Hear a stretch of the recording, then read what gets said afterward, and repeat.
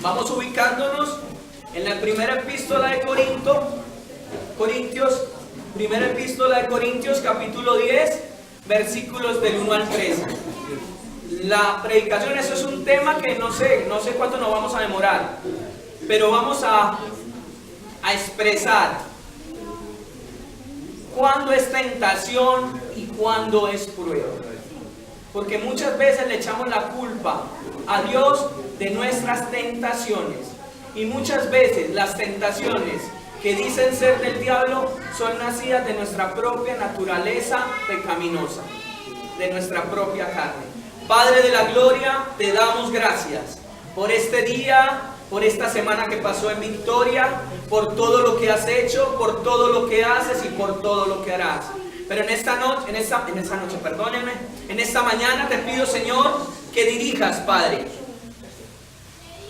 al pueblo a comprender, Señor, a través de tu palabra y con la guianza del Espíritu Santo de Dios, para que seamos confrontados, redarguidos, para que seamos edificados, alentados y para que seamos consolados y llenos de paz, Padre, con tu palabra. Soy un vaso, Señor, que necesita ser dirigido. Que no sea el hombre, que no sea mi naturaleza jactanciosa ni vanagloriosa, sino que sea el Santo Espíritu de Dios, y con temor y temblor, y con humildad y mansedumbre sea presentado tu evangelio. Que la palabra de hoy que ha sido en este lugar, va a ser expuesta, Señor, sea una semilla, Padre, para el terreno, que es tu grey, que son tus ovejas. Y que como misma forma me has confrontado, como misma forma me has reprendido, con la misma forma me has enseñado, como según en Timoteo 3:16, que seamos partícipes de la justicia de Dios, para que todo hombre sea diligente, hombre o mujer en ese contexto, para obra de justicia, para obra de amor y para obra de todo lo que le agrada a Dios, para la gloria del Padre, en el nombre de Jesús y con la guianza del Espíritu Santo de la iglesia. Vamos a ese contexto, ¿todos estamos ahí? Primera epístola de Corintios, capítulo 10, versículos del 1 al 13. Su palabra habla en esta mañana y dice: porque no quiero, hermanos, que ignoréis que nuestros padres todos estuvieron bajo la nube, y todos pasaron por el mar, y todos en Moisés fueron bautizados en la nube y en el mar. Y todos comieron el mismo alimento espiritual, y todos bebieron la misma bebida espiritual, porque bebían de la roca espiritual que los seguía, y la roca era Cristo. Pero de los más de ellos no se agradó Dios, porque lo cual quedaron postrados en el desierto. Mas estas cosas sucedieron como ejemplo para nosotros, para que no codiciésemos cosas malas, como ellos codiciaron. No seáis idólatras, como algunos de ellos, según está escrito, se sentó el pueblo a comer y a beber, y se levantó a jugar. Ni forniquemos, como algunos de ellos fornicaron, y cayeron en un día 23,000. Ni tentemos al Señor, como también algunos de ellos le tentaron, y pedrecieron por las serpientes. Ni murmuréis, como algunos de ellos murmuraron, y perecieron por el destructor.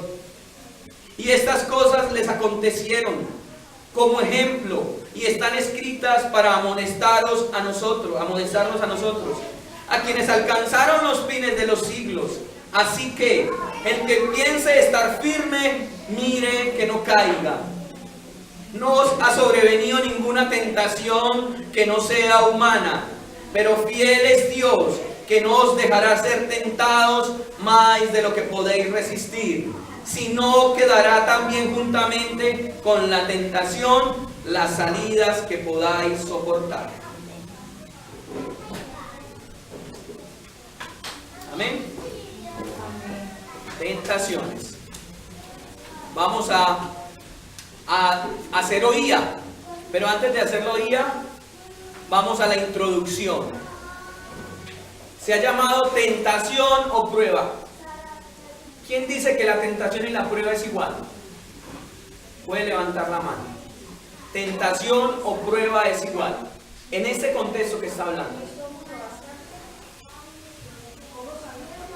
¿Quién dice que no es igual? O que son cosas parecidas, pero se desligan en un ámbito. Yo la tentación y la prueba la he puesto como una representación en el cabello de la mujer. El cabello de la mujer en sí es una sola, pero cuando la mujer en sus puntas hay resequedad, sale algo que se llama horquilla. ¿Me equivoco o no me equivoco? Horquilla. En la punta sale una cosa que se parte en dos y queda algo, que queda la horquilla. Es por la resequedad del cabello en sus puntas. La tentación y la prueba en este contexto son muy similares. La tentación y la prueba. Prueba es dar testimonio de algo. En el Antiguo Testamento la connotación de prueba, de tentación, viene en el hebreo naem, rehusar, no acceder. En el griego la tentación quiere decir, en sí la palabra quiere decir peraismo. Pero de ahí en adelante esas palabras se empiezan a desglosar y en los términos de acuerdo al griego, que es una lengua muy amplia, no como el castellano, las palabras tentación vienen a generar otras connotaciones. Pero en sí la palabra tentación, en la que está hablando Corintios, viene a generar algo muy indicativo. El pueblo de Dios es probado, sí hay pruebas. Pero vamos a buscar la connotación. Por favor, me ayudan con el tono de voz allá que expresen la palabra más bonita. La connotación prueba, todo tenemos que ser probados. Pero la prueba lo vamos a dejar para lo último de estas exposiciones temáticas. Y vamos a ir a la tentación en sí, pero no como prueba, sino como nuestra propia naturaleza pecaminosa. Muchos le echan la culpa al diablo, muchos le echan la culpa a Dios, muchos le echan la culpa al mundo, pero la tentación en sí viene desde nuestro propio interior, según la epístola de Corintios. Porque sí, los humanos están muertos, es un delito sin pecado, los que no han creído en el Evangelio.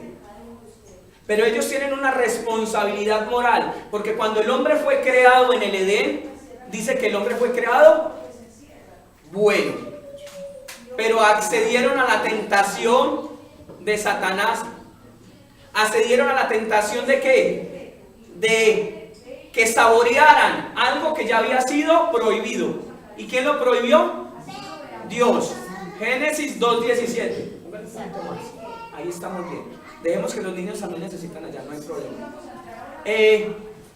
Decimos que cuando Dios pone ese requisito en Génesis 2:17, le dice: de este árbol, del fruto del conocimiento del bien y del mal, no comerás. Regla, prohibición, una prueba. Eso era una prueba condicionada, un mandato que traía una condición, porque el día que comieres de él morirás. Y el enemigo se metió por ahí y le dijo a la mujer: con que Dios os dijo, capítulo 3 de Génesis, le está tentando, y a la misma vez Dios está probando esa tentación en el hombre y en la mujer.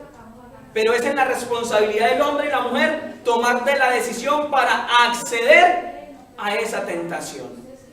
Todos los seres humanos tienen una responsabilidad humana de elección. Los muertos y sus delitos y pecados siempre van a elegir para mal. Pero cuando se les presenta el Evangelio, como en la tarde de ayer, ellos tienen una responsabilidad moral porque todavía tienen la imagen distorsionada del Dios que los creó. Soberanía de Dios, responsabilidad del hombre. Ahí hay unas vertientes que son los hipercalvinistas, que dicen que Dios creó unos para salvación y Dios creó unos para perdición. Mentiras. Dios dice en su palabra: Dios no quiere que el hombre pecador se pierda, sino que todos vayan al arrepentimiento. En la tentación en sí, o le echamos la culpa al diablo, o le echamos la culpa a Dios, o le echamos la culpa al mundo, o nosotros somos los culpables. En la epístola de Corintios, la iglesia es dirigida porque son dos epístolas dirigidas a una misma iglesia local. En la epístola de Corintios vemos cómo comienza el apóstol Pablo en el capítulo 1, desglosando cómo se había fundado la iglesia. Totalmente podemos ir al contexto capítulo 1. Yo estoy haciendo una introducción para poder ir al tema y poder coger lo que el Señor nos quiere hablar como me ha hablado a mí. Y dice: por llamado a ser apóstol de Jesucristo, versículo 1, capítulo 1, empieza a exponer y a dar una salutación o saludaciones a la iglesia de Corintio. Pero desde el versículo 10 empieza a mostrar algo latente en la iglesia: división. ¿Está dividido Cristo? Empieza a exponer ahí, y unos decían que era de Pedro, otros eran de Cefas, otros eran de Pablo, otros eran de Apolos. Eso siempre ha existido en la iglesia, que hay grupitos. Yo me junto con aquel, yo me junto con fulanito.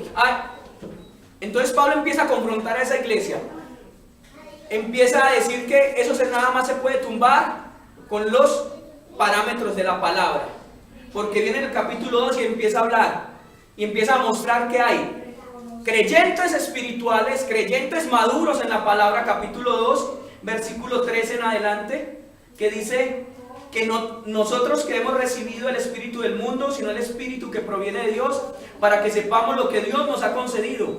Versículo 13, capítulo 2 de 1 de Corintios, lo cual también hablamos no con palabras enseñadas por sabiduría humana, sino con las que enseña el espíritu, acomodando lo espiritual a lo espiritual. Y todos los que estamos aquí somos creyentes, ¿sí o no? Amén. Todos tienen que tener la certeza de que son creyentes, sí o no. Porque el que no es creyente, porque la cizaña también crece con el trigo. En la iglesia también hay cizaña. En la iglesia de Cristo también hay servidores de Satanás. Y eso tiene que ser claro y tiene que quedar claro. Donde se levanta más el enemigo son en las iglesias de sana doctrina. División, la carnalidad a flor de piel, porque habla 1 Corintios capítulo 3, sigue hablando de manera que yo, dice el apóstol Pablo, dice: hermanos, no puedo hablaros como a espirituales, sino como a carnales, como a niños en Cristo.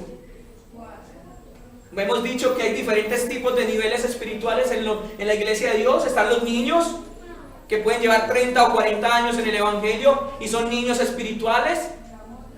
Están los adolescentes, están los hombres y mujeres jóvenes y maduros, y están los padres. Primera epístola de Juan, capítulo 2, versículo 15 en adelante.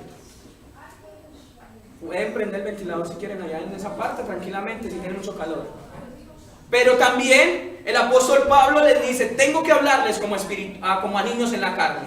Y el apóstol Pablo dice: yo voy a empezar a ser enfático. A lo espiritual, espiritual, y a lo carnal, carnal. No me le echen la culpa a todo el diablo. No me le echen toda la culpa a Satanás. No me le echen toda la culpa a Dios. Porque Dios no puede ser burlado. Y Dios no puede tentar a nadie, porque Dios es santo, santo, santo. Santiago capítulo 1, versículos 14 en adelante dice: Dios no tienta a nadie. Ya vamos a ir para allá. Es una introducción que es larguita para poder entender todo el contexto. Corintio es la iglesia. Y Pablo empieza a exhortarlos con amor. Bueno, pues, si somos carnales, es porque se está evidenciando la carnalidad en ustedes. Porque están permitiendo que un hijastro se acueste con su madrastra, con el esposo de su papá, con la esposa de su papá.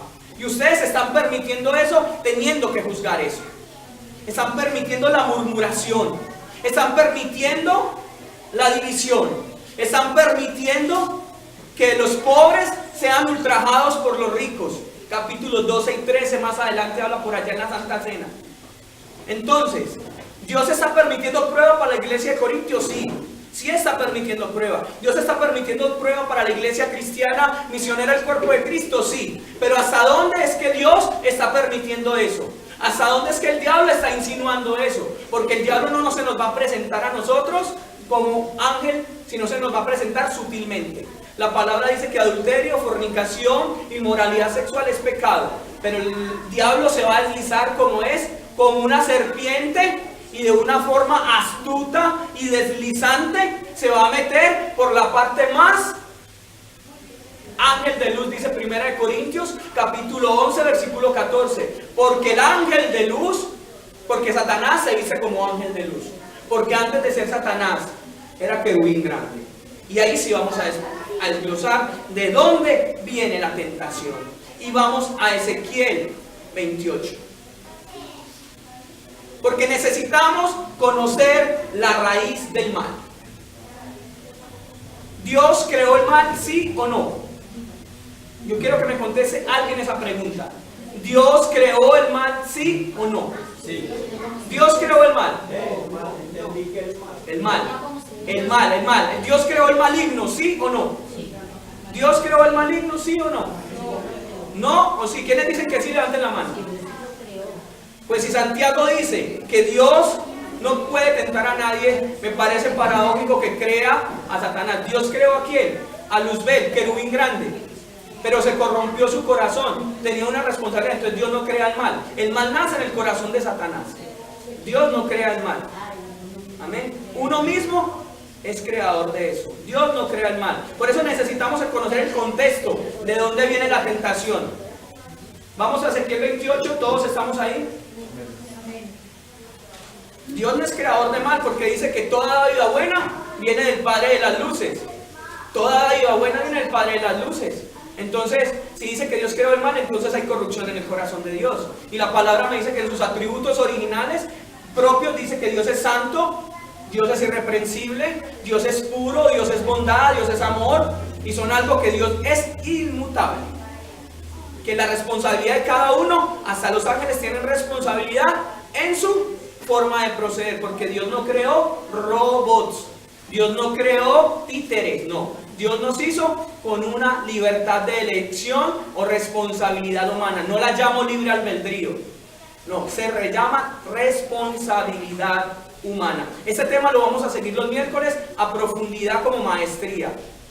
El miércoles seguimos con esto, tentación o prueba. Ezequiel 28. Desde el versículo 11. Ezequiel 28, versículo 11.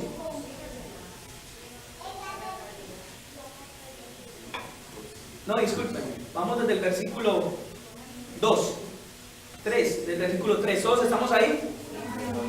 Dice la palabra en esta noche. Digo, en esta mañana, todavía estoy con la noche. No se me ha quitado el disco ayer en la evangelización. Fue poderoso, ¿verdad? Fue muy poderoso ayer la exposición del evangelio. Las hermanas, como el fuego de Dios estaba en esa pieza cuando entramos y esas mujeres estaban orando y cómo salía presencia de Dios, salía fuego de Dios y era impregnada toda esta cuadra.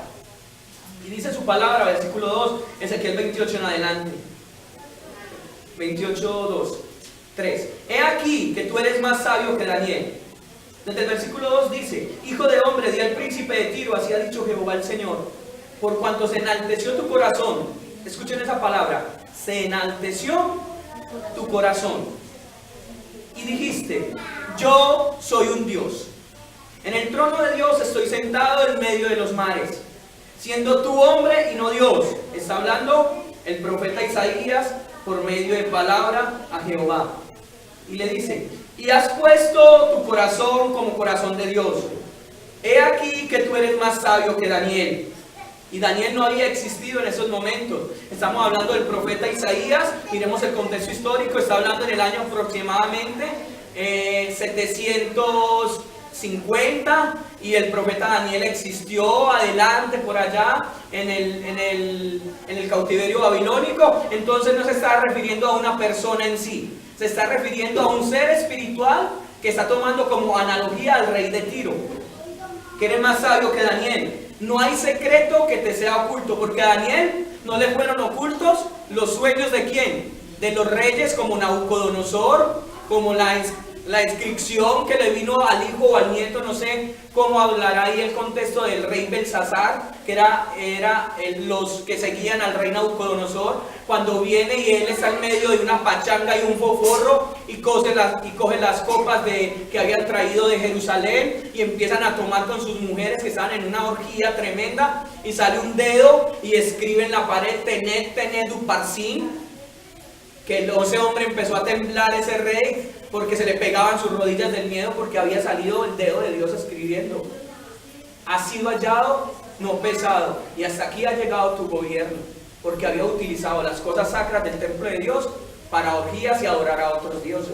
Y Dios dice que Dios no comparte su gloria con nadie, y esos tazones de oro habían sido consagrados para el templo de Salomón. Por eso todo lo que hay en este lugar es sacro, santo, solo para Dios, hasta nuestras propias vidas. Y el día que sea adulterado, el día que sea fornicado, llámese sexualmente o llámese idolatría, porque la codicia es idolatría, el amor al dinero es un dios llamado Mamón, la inmoralidad sexual es un dios llamado Baco. Son las 3 Fs: faldas, fama y finanzas. Son los 3 dioses de los cristianos. O las 3 P: poder, placer y plata. No solamente los católicos romanos, sino nosotros. Es a eso lo que me estoy refiriendo. Baco, el dios de ¿qué? De la inmoralidad sexual y el desenfreno sexual por medio del vino, las drogas. El dios Mamón, el dios de las mamonías, del dinero, el dios del dinero. Y está el dios del poder. ¿Quién lo da? Satanás. Esas fueron las 3 tentaciones de Eva, que lo vio gustoso al ver, le produjo placer, le produjo la vanagloria de este mundo, que el mundo quiere que nos adule, que nos confronte, y la gloria del poder de que podemos dominar. Son los dioses de los cristianos.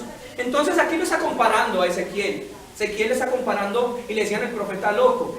Con razón le decían el loco, porque donde tenga la interpretación bíblica, Ezequiel está hablando de ¿qué?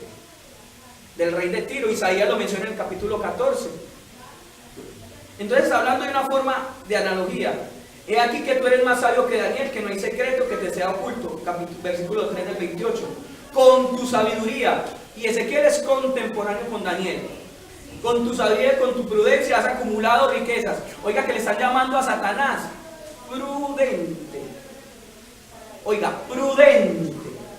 ¿Prudente quiénes son? Como animales. ¿A qué comparan con prudencia? Ser prudentes como serpientes, dice por ahí en la epístola de Corintios, y mansos como ovejas. El diablo es prudente.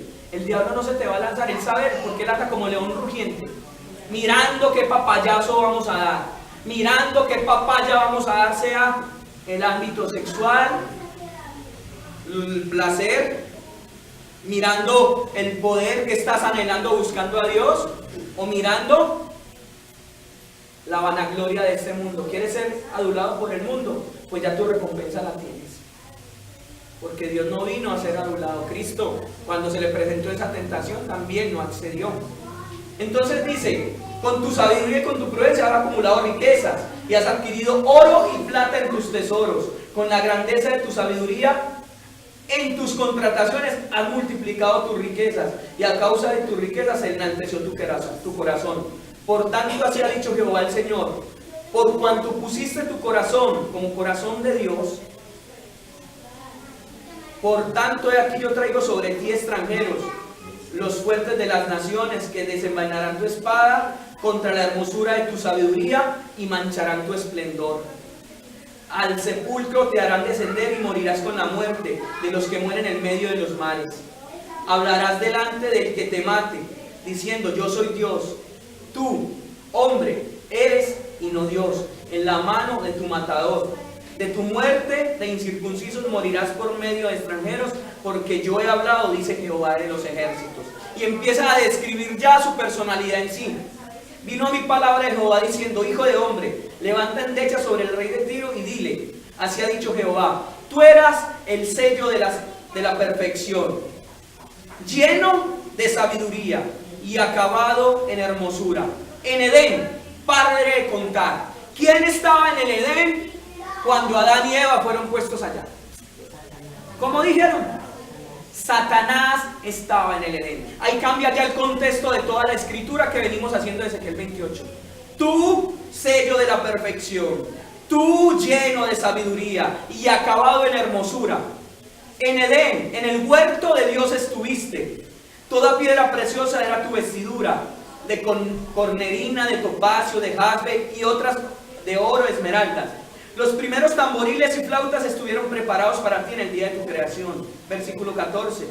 Tú, querubín grande, protector, yo te puse en el santo monte de Dios. Satanás estaba al lado derecho de Dios, en el monte santo, en ese monte espiritual, en esa Jerusalén espiritual, en ese monte de santidad estaba ese querubín protector grande, hermoso, lleno de sabiduría. Pero dice que cuando, ahí más adelante dice que él cogía las piedras de fuego y se paseaba por ellas. Era el único que tenía acceso a esa gloria, a esa chequiná de Dios. Porque ni el mismo arcángel San Miguel se atreve a proferir maldición o a reprender al diablo. Porque era un estatus más grande en el ámbito militar. Satanás estaba por encima del arcángel San Miguel. Y al estar por encima, como un soldado raso le va a decir un general, haz esto. No. Ahí en ese momento él cae, así caiga. Pero Satanás no es reprendido porque el Señor dice que sus dones son irrevocables. Y ese don que tenía Satanás es irrevocable, así haya caído. Porque él despojó al hombre de su poder y autoridad en Génesis 1:27 con su bendición. Y yo los bendigo como que sojuzguen, que dominen la tierra, que la llenen, que la multipliquen y que la enseñoreen.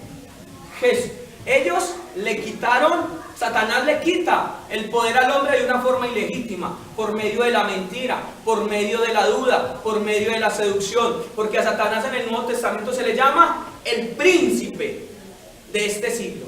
Y si Satanás tentó al mismo Jesús, que era el Hijo de Dios, 100% hombre, 100% Dios, en su naturaleza hipostática como hombre y como Dios, ahora nosotros pobres cachilaperos, redimidos por la gracia de Dios. Y me disculpan la palabra, pues, es una cosa folclórica. Ahora nosotros que somos polvo, si a Jesús lo tentó, ahora a nosotros. Y sigue hablando la palabra. En esta exposición vamos a hacer una introducción al tema de la tentación. ¿De dónde viene? Versículo 14, parte B. Allí estuviste en medio de las piedras de fuego, te paseabas. Versículo 15 de Ezequiel 28. Perfecto eran en todos tus caminos, desde el día que fuiste creados, hasta que se halló ¿qué? Maldad. Si hubo maldad en un ángel protector, el más grande de la creación de Dios, llamado Satanás, él era responsable de su decisión. Él era responsable de su decisión. Se halló maldad. ¿Y qué dice la palabra? Es que la palabra está siendo totalmente confrontante. Se halló maldad en Satanás. Y dice, a causa de la multitud de tus contrataciones fuiste lleno de iniquidad y pecaste. Por lo que yo te eché del monte de Dios y te arrojé entre las piedras de fuego, oh querubín protector. ¿Qué dice Jesús cuando le dice a sus discípulos? Y yo vi caer como un rayo a Satanás. Allá mismo estaba Dios, como el Verbo y como su Espíritu Santo. Y yo te vi caer como un rayo a la tierra. ¿Entienden el contexto de dónde viene la maldad? La maldad se genera ¿dónde? En la misma casa de Dios.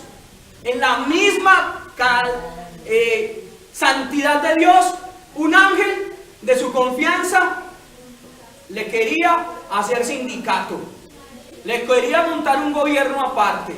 Pero Dios, como es omnipresente, como Dios es omnipotente, como Dios es omnisciente, y Él dice que el pecado Él lo aborrece ahí mismo, que toma, es radical cartas en el asunto, lo echó fuera del monte de Dios, lo echó y lo llevó por tierra. Y sigue hablando que como querubín protector fue lanzado. Él sigue como querubín, pero ya como ¿qué? Como maldad. Él sigue siendo un querubín porque no pierde su estatus, pero pasa a ser un querubín, pasó de ser querubín protector a un querubín opositor. A él se le llama, a Satanás se le llama ¿qué? El acusador, el diablo, Satanás, el que ¿Ah? El príncipe de las tinieblas, el enemigo, como león rugiente, la serpiente antigua. Tienen muchos nombres. Entonces él dice que se enalteció su corazón, versículo 17, a causa de tu hermosura. Vanidad, primera ahí, tentación. Hermosura es la vanidad, que viene de los deseos de ¿qué? De la carne, el placer. Yo soy hermoso, yo soy hermosa. 60, 90, 60, tengo casa, tengo oveja, tengo carro. ¿De qué me hace falta Dios? Por eso le dice el Señor a los ricos. Más fácil es que entre un camello por el ojo de una aguja que un rico entrar al reino de los cielos. Porque donde está tu corazón, ahí está tu tesoro. Donde está tu tesoro, ahí está tu corazón. Entonces dice que era hermoso. Corrompió su sabiduría a causa de tu esplendor. Es decir, él se creía el gigoló, el papacito del reino de los cielos. Una analogía, él caminaba por el medio del fuego. Nadie como yo hay en este recinto de todos los millares y millones de ángeles creados. Yo soy el mejor, yo soy el querubín protector, yo soy el lleno de sabiduría, yo soy esto. Y empezó a contaminar, porque dice que desde allá en Apocalipsis se trajo la tercera parte de ¿qué? De los ángeles. Es decir, ¿cómo tendría ese poder de convencimiento? Que hoy en día sigue haciendo lo mismo. Hay un reino celestial y hay una creación de Dios, y el enemigo con todas sus contrataciones, con la fama, con las faldas, con las finanzas, con el poder, con el placer, con el poder, placer y la plata, tiene seducido a este mundo. Lo tiene seducido. Y todos quieren hacer pactos con el diablo. Y todos entregan a su alma. Y todos entregan sus desenfrenos buscando la felicidad perpetua. En las drogas, en el sicariato, en la plata fácil, vendiendo sus cuerpos. ¿Qué estamos viendo hoy en el mundo? Ayer hablábamos sobre eso. ¿Qué se está viendo sobre el mundo hoy? Grandes hombres llenos de dinero. Hace poquito muere ese hombre Robin Williams. Un hombre carismático, que no es lo mismo que tener un carácter.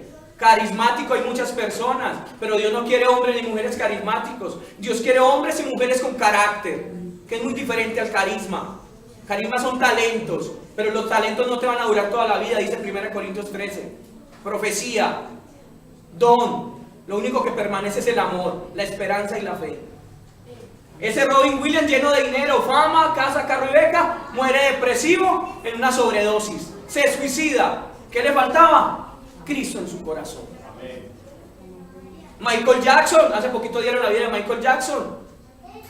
Discovery, asesinos perfectos, que muestran de todo eso de los casos de policías. Uno ve así, acantonados, como los cuerpos investigativos como la CIA se quedan impresionados de que cómo llega la depravación del hombre a hacer crímenes tan perfectos que ni ellos son capaces de dilucidar. Es decir, uno de los puntos calvinistas de la Reforma es la depravación total del hombre. La depravación, lo que trajo el pecado, cuando Adán y Eva aceptaron ser seducidos por la tentación de Satanás. Ahí, en el reino de los cielos, ahí donde se halló maldad en ese querubín protector, Dios lo echó. Nosotros no podemos negociar con el pecado. El pecado hay que cortarlo de raíz, porque si no es como una gangrena que empieza a comer y comes de para adentro. Yo tenía una quemadura hace poquito en un mofle de una moto y no me empecé a echar los anticuerpos y eso me estaba supurando y creciendo. Y que me dice mi novia, no, tenemos que ir a la farmacia, tenés que una crema y unas pastillas. Y cuando empezamos a hacer eso, los anticuerpos empezaron a hacer esa batalla. Todo eso viene con el tema que venimos desglosando, llenura del Espíritu. La tentación nace en nuestro corazón. La tentación, el enemigo se vale de nuestras debilidades. El enemigo se vale de nuestras fortalezas. Porque diga el débil, fuerte soy. Diga el débil, fuerte soy. Porque lo fuerte del mundo es lo débil de Dios. Lo que es débil de Dios, lo que es fuerte de Dios, para el mundo es débil. Lo que es insensato de Dios, lo que es sabio de Dios, para el mundo es insensato. Entonces, es la tentación de este corazón que es malvado y perverso, donde se inicia todo lo que el mundo está sucediendo. Es en la primera epístola de Corintios, donde el apóstol Pablo está llamándole la atención a la iglesia de Corintios, en el capítulo 1, versículo 13. Y les hace una exposición de 13 versículos, diciéndoles, capítulo 10, perdón, de la primera epístola de Corintios, de 13 versículos, que el pecado está en ti y está en mí, así seamos creyentes. El pecado está así. Y la única forma de combatirlo, esa tentación, es alimentando. O alimentas la carne o alimentas el espíritu. El que más alimentes, ese va a vencer. ¿Cómo podemos no acceder a la tentación? De una sola forma: siendo guiados por la palabra, siendo guiados por el Espíritu. 1 Corintios capítulo 10 empieza el apóstol Pablo a amonestar contra la idolatría. Había una idolatría en el pueblo de Corinto. En la iglesia de Corinto hay idolatría. Y le decía: no quiero, hermanos, que ignoréis a nuestros padres. Todos estuvieron bajo la nube. Todo el pueblo de Israel que salió de Egipto vio las maravillas, vio los prodigios, vio las señales, vio los portentos. Fue partícipe de las 7 plagas o las 10 plagas. ¿Cuántas plagas fueron? 10 plagas. No fueron 7, fueron 10 plagas. Fueron partícipes de las 10 plagas. Fueron partícipes cómo se abre el mar rojo. Fueron partícipes cómo muere el ejército del faraón. Fueron partícipes cómo descendió carne cuando quisieron carne. Fueron partícipes que les dio de beber del agua. Fueron partícipes de la chequina de Dios, que durante 40 años la nube era de día y era de fuego, como columna de fuego de noche. Nunca su calzado se desgastó y nunca faltó el alimento, nunca faltó la protección. Pero la dureza, ahí está la cosa. La dureza del corazón del pueblo de Dios, Israel, en este tiempo fue mucha. Porque de 2 millones de personas que salieron de Egipto, de esa generación, solo entraron 2 personas. De esa generación, comandadas por Moisés, ni el mismo Moisés entró a la tierra prometida. No quiere decir que perdió la salvación, no fue galardonador de la corona que le había sido dada a Moisés. El mismo Moisés se dejó morder de la anaconda, se dejó morder del marrano, se dejó enrollar la anaconda y exprimirle y quebrarle los huesos al mismo Moisés, el hombre más manso sobre la tierra. Lo dicen ahí la escritura. Y Moisés, por no hablarle la roca, le golpeó la roca y dice: porque has golpeado la roca, no entrarás a la tierra prometida. Y allá Moisés le pone cara de ternero huérfano en el monte Neo y le dice: Señor, venga, cuadremos, hablemos, mi hijo, vea, esta tierra es bonita, y usted no me va a dejar entrar. Yo le saqué a su pueblo, persuadiendo, le dice: no se hable más del asunto, te dije que no entrabas y no entras. Dios habla solamente una vez y después disciplina. Dios habla solamente una vez y después disciplina para su pueblo y juicio para el que no crea. Dios habla una vez y habla todos los días por su palabra, y su palabra es eterna. Y sigue hablando y dice: ustedes pasaron por la nube, por el mar, comieron del mismo alimento espiritual, bebieron de la misma bebida espiritual, bebieron de la roca, seguía, la roca era Cristo, pero de los más de ellos no se agradó Dios, porque lo cual quedaron postrados en el desierto. Venía una pruebita permitida por Dios para que creyeran en él. ¿Y el pueblo qué? El libro de Números le dicen el libro de las quejanzas. El pueblo se quejaba: qué jartera, qué murmuradera, qué tal esto, qué tal aquello. Accedían a la tentación. Ellos eran culpables. Ahí no está ni metido Satanás, hombre. Era Dios que estaba probando el corazón de su pueblo. No estaba Satanás, porque ahí en el libro no habla de Satanás. Solamente el Señor los lleva por el desierto para empezar a trillarlos como se trilla el oro, como se alborra el oro en medio del fuego. Entre más es acrisolado el fuego, más tiene que ser la prueba. Y Dios estaba probando el corazón de su pueblo. Bueno, vamos a ver si creen con las 10 plagas. Vamos a ver Los milagros no son señal de salvación. Dios hacía milagros. Y como este pueblo llega ya a Cades Barnea, a la frontera del Jordán para pasar a Canaán, y el pueblo llevan a los 2 espías y vienen con un racimo de uvas que tenían que cargarlo entre 2, que eran unas uvas chilenas de esas grandotas. Traen leche, traen miel. Y ellos dicen, ay, sí, la tierra es buena. Josué y Caleb vienen así. Me imagino que ellos traían eso. No lo dice la escritura, me lo imagino yo. Y vienen 10 de los 2 y dicen, sí, la tierra es buena, es verdad. Hay uvas, hay leche, hay miel.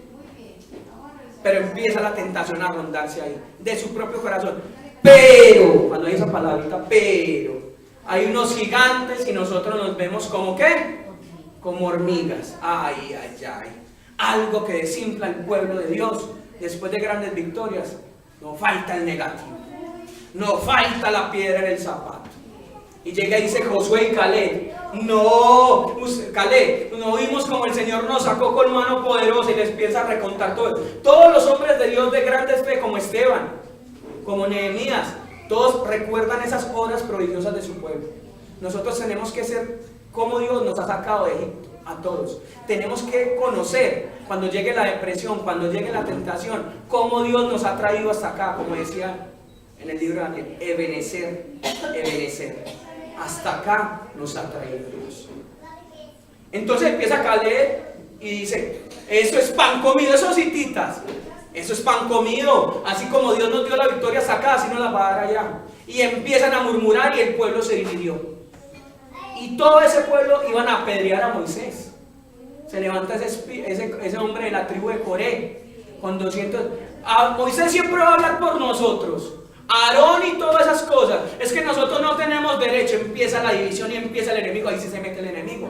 Después de que la damos, como dice Santiago, después de que el pecado, la concupiscencia en nuestro pensamiento, en nuestro corazón, empieza a emanar eso y no controlamos los pensamientos de nuestro corazón, que es más bajo y perverso y solo lo conoce Dios, como dice Jeremías, empieza a evacuar esos pensamientos de nuestra naturaleza caída, así seamos hijos de Dios. Porque es una lucha entre la carne y el espíritu y la carne.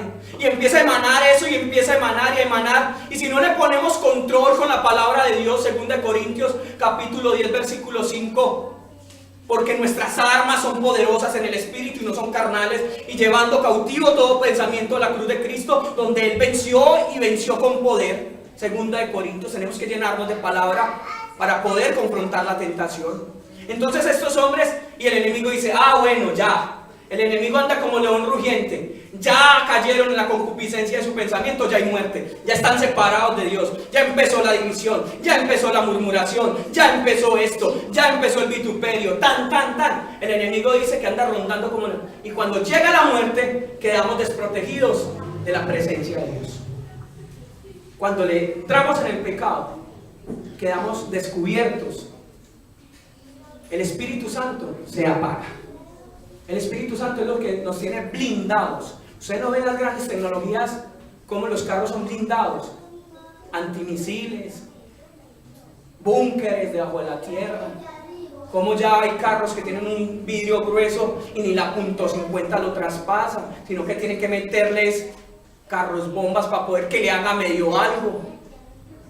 Ese es el Espíritu Santo. Por eso dice que el Espíritu Santo es poder de Dios. ¿Para resistir qué? Estar siempre armados con la armadura de Dios, Efesios.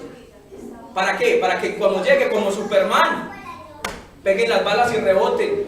Nos peguen un golpe, nos muevan, pero no caemos. Eso es tipología de Hollywood sacada de la Biblia. El gran superhéroe, el gran hombre. Superman, superhombre. El egocentrismo, el humanismo, sacado de la Biblia. El Hijo de Dios existió y todos son sacados de la Biblia.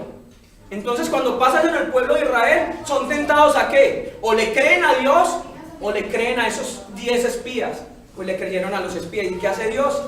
Le dice, preferimos vagar por este desierto y morir en él que ir a luchar.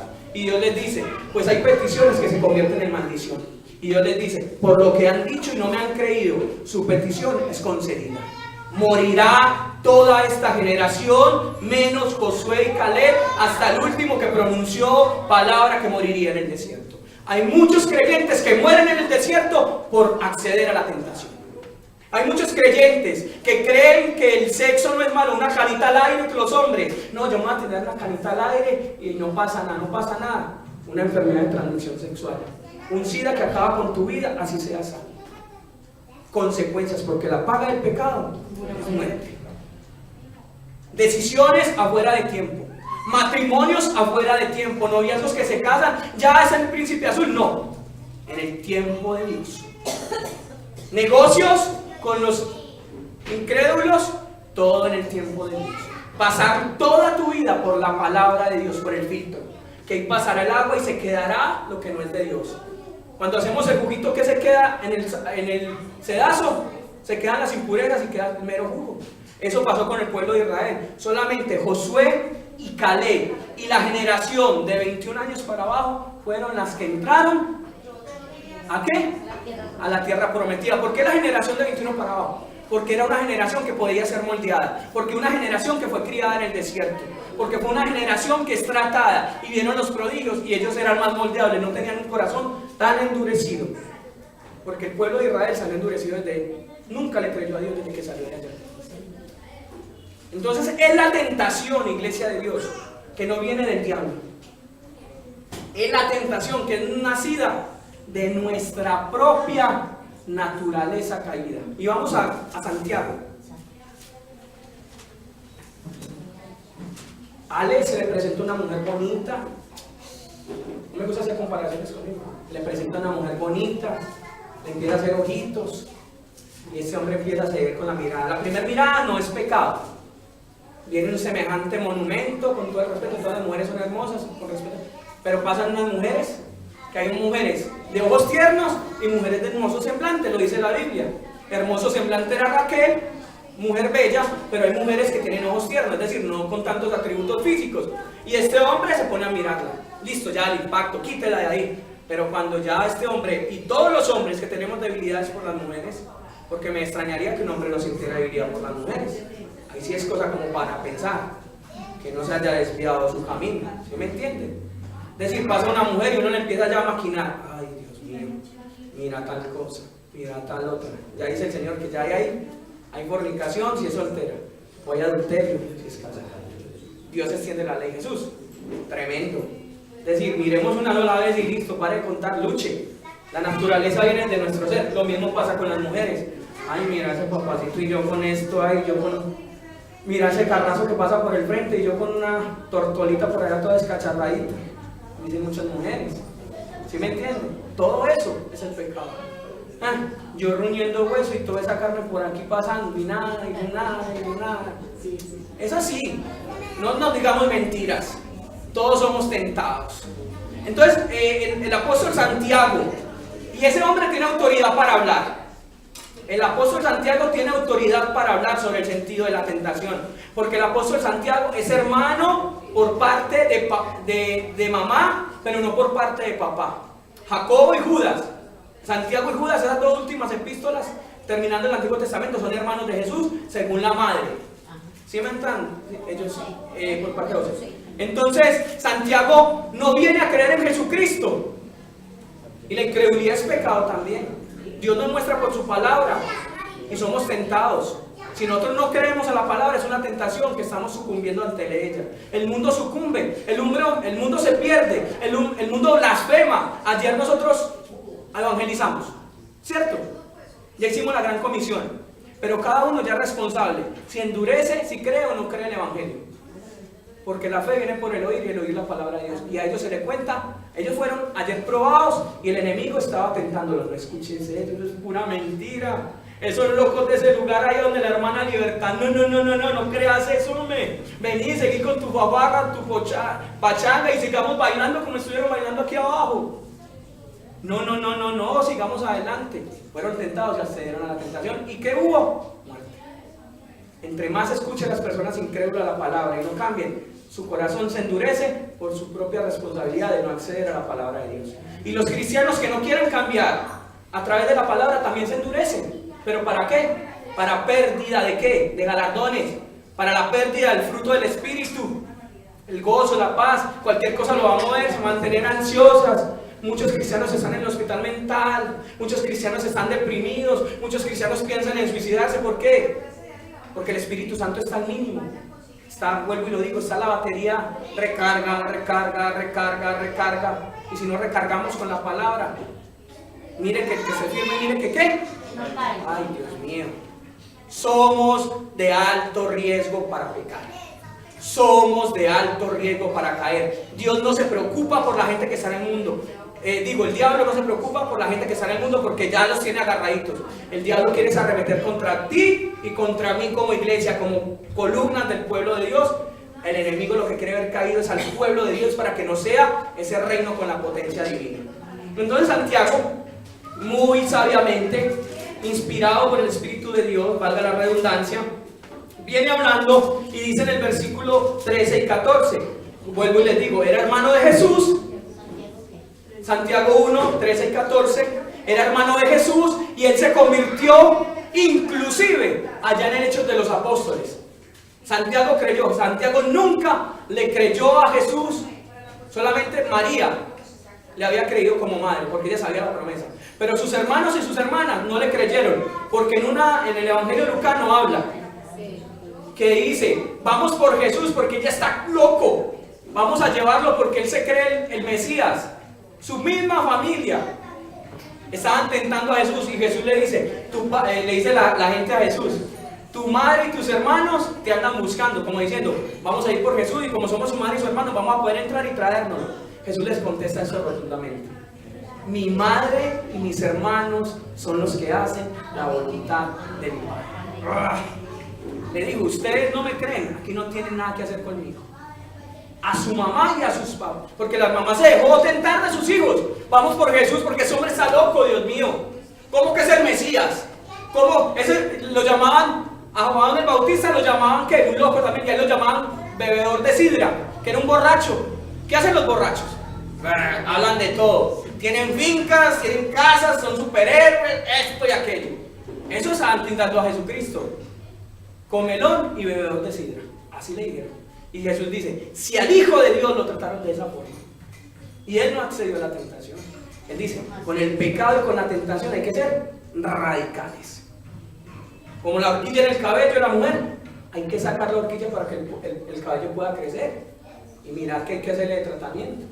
Esa es la cizaña y el trigo. Entonces el apóstol Santiago cree después del Hechos de los Apóstoles, y ese hombre termina siendo una columna de la iglesia. Porque Pablo le dice que Santiago, hermano de Jesucristo, columna de la iglesia de Jerusalén, en Gálatas, y lo confronta. A Pedro y a él los confronta porque ellos se dejaron seducir por la religiosidad. Pedro se comportaba en Gálatas capítulo 3, habla sobre eso, de confrontación que dice Pablo a Pedro y a Santiago, que con los cristianos se comportaba como cristianos y con los judíos como judíos. Entonces Pablo le dice a Pedro y a Santiago y a Bernabé inclusive, ¿ustedes qué? ¿O son de la circuncisión o son de la gracia? Pero hipocresías aquí no. Él los confronta públicamente. Pablo era un apóstol sin pelos en la lengua cuando tenía que hacer las cosas, sin pelos en la lengua para exponer la palabra.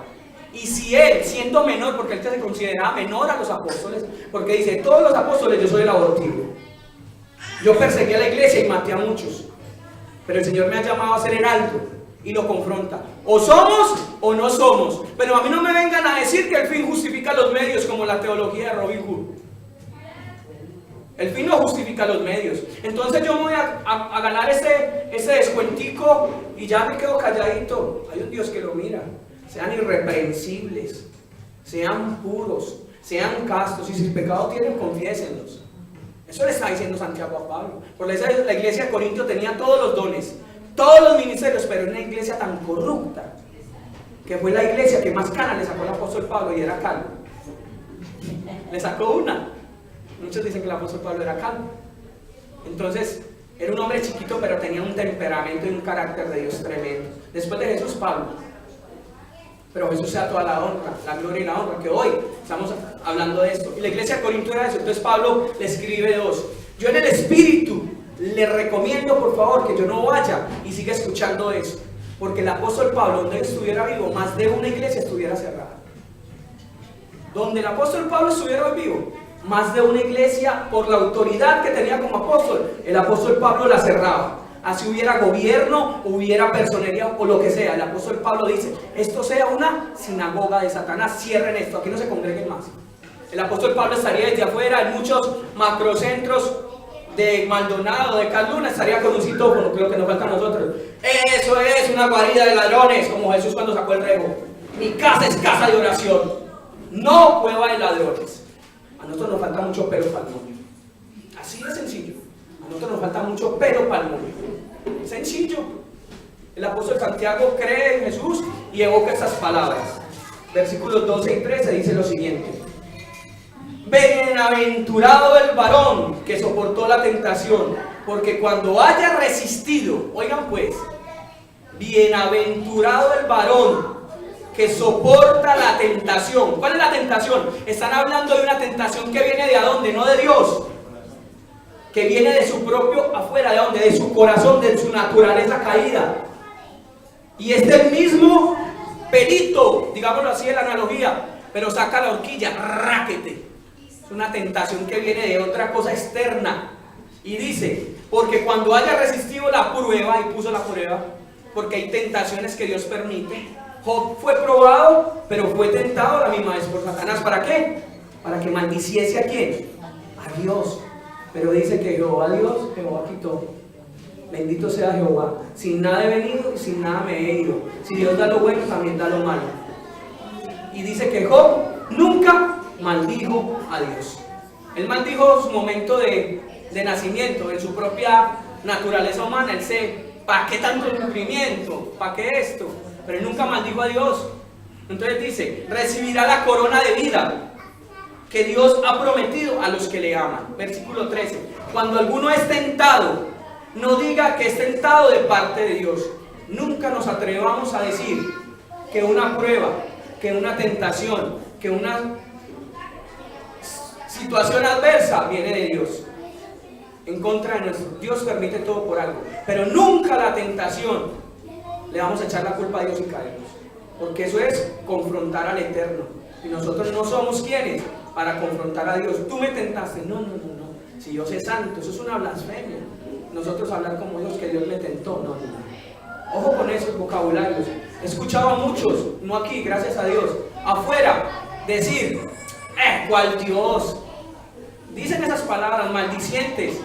Dios, ¿para qué me llamo? ¿Para tenerme pobre? No, ya se dio la tentación, está blasfemando el nombre de Dios. Entonces dice, porque Dios no puede ser tentado por el mal, porque ni Él tienta a nadie, sino que cada uno es tentado cuando su propia concupiscencia, el propio corazón caído, su propia naturaleza caída es atraída, es decir, es seducido. A mí me seduce, aquí hay 200.000 pesos y tanta necesidad que tengo en la casa, una mujer que está trabajando en una casa y le pusieron esa carnada. No, Dios sabe que tengo necesidad, ay, yo me la guardo, y nadie se dio cuenta. Es seducido el hombre que nadie lo ve y sale con una chica por ahí y piensa maquinar, me la va a llevar para allí para punto cero y nada va a pasar, yo no se da cuenta, vidrios polarizados, entro por el estacionamiento, vuelvo y salgo, le doy la liga para que se vaya. Nadie se da cuenta. Es seducido y dice que ¿qué? Entonces la concupiscencia, nuestro deseo que ya ha impregnado, la semilla ha llegado a nuestro corazón, da luz ¿a qué? Al pecado. Ser tentado no es malo, hermanos. Ser tentado, llegar a la tentación de llegar hasta acá, hasta la línea de que me voy para abajo, no es pecado. Todos tenemos debilidades, sea en la carne, sea en el poder, sea en el placer.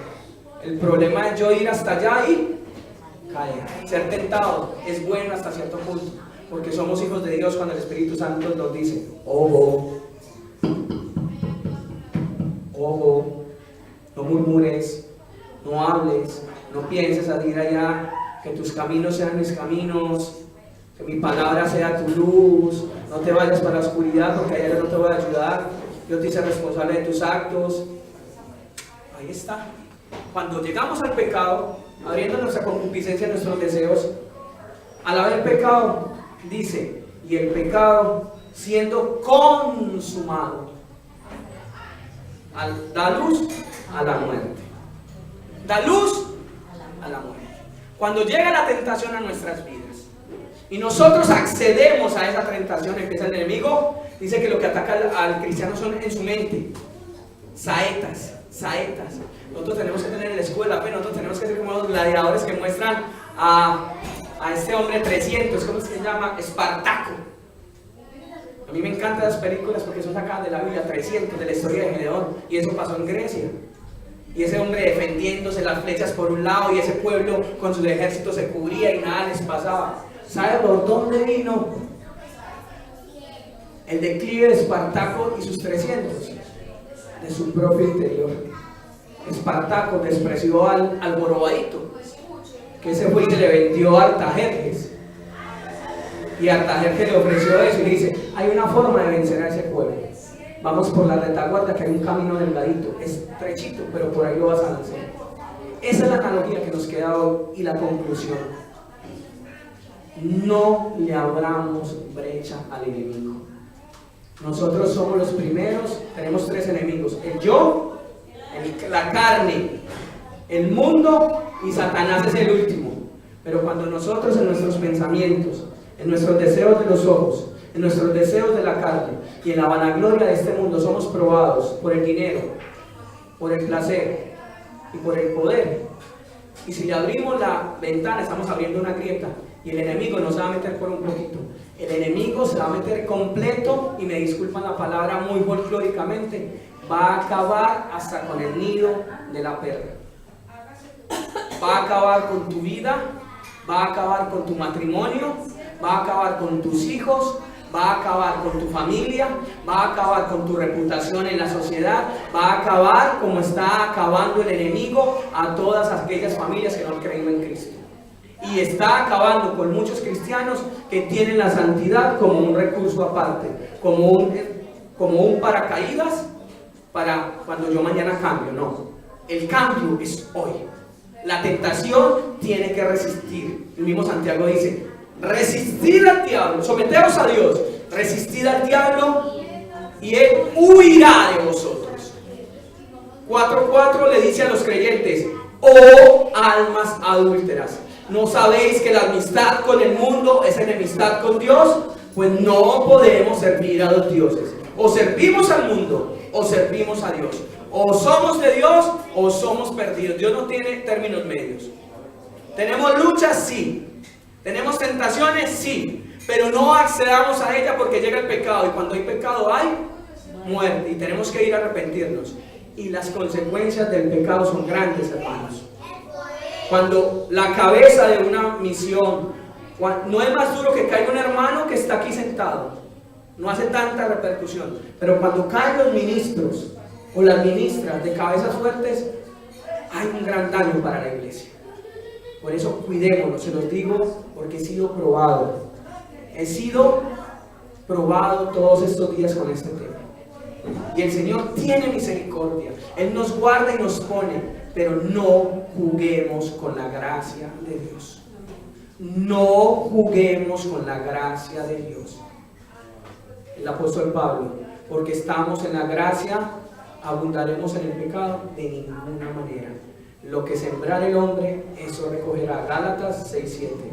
Porque si cosechamos pecado, recogeremos muerte. Pero si cosechamos en vida, vida eterna. Inclinemos nuestros rostros en esta mañana. Nos ponemos de pie, por favor. Padre de la gloria, te damos gracias en esta mañana por tu palabra, por ese principio sobre la tentación o la prueba. Tentación resistida es victoria. Tentación admitida es pecado y declive en nuestras vidas. Permítenos, Señor, Padre, menguar para que tú crezcas. Permítenos, Señor, para que en medio de la tentación que nace de este corrupto corazón, que solamente puede ser, Padre Santo, confrontado con el Espíritu de Dios y su palabra, y engrandecido ese espíritu por medio de la oración, la contemplación de tu palabra, te pedimos, Rey de los cielos, que nos ayudes, Padre, porque todos los días somos tentados, porque todos los días somos probados por nuestro propio ser, para que el Señor pueda degustar en nuestras vidas y pueda decir, como dijo de Jesucristo: este es mi Hijo Hijo amado en cual yo hallo complacencia. El Señor puede decir hoy en nuestras vidas que nuestra boca es de bendición, que nuestra boca es de bendición para todos, que nuestros ojos ven la pureza de su santidad, que nuestros ojos vean la abundancia de la hermosura, que nuestros ojos no estén mirando, Padre, lo que no te agrada a ti, que nuestros oídos no estén escuchando lo que te desagrada a ti, que nuestra boca no esté hablando lo que te desagrada a ti, sino que seamos íntegros, irreprensibles, llenos de toda buena dádiva que sale del Padre de las luces. Ayúdanos, Señor, en ese principio de esa exposición temática para la iglesia cristiana misionera, el cuerpo de Cristo, que nos ayudes a crecer, Padre, y a resistir la tentación. Pero sabemos que si caemos en medio de la tentación, dice Tesalonicenses 1, capítulo 5 en adelante, que Dios guardará nuestro cuerpo, nuestra alma y nuestro espíritu en toda buena dádiva. Pero Él nos ha llamado con un llamamiento santo, y te pedimos, Señor, que nos ayudes a crecer en el Santo Espíritu de Dios para la gloria, para la honra, para el poder, Señor, y así poder testificar que diga el débil, fuerte soy. En el nombre de Jesús, amén y amén.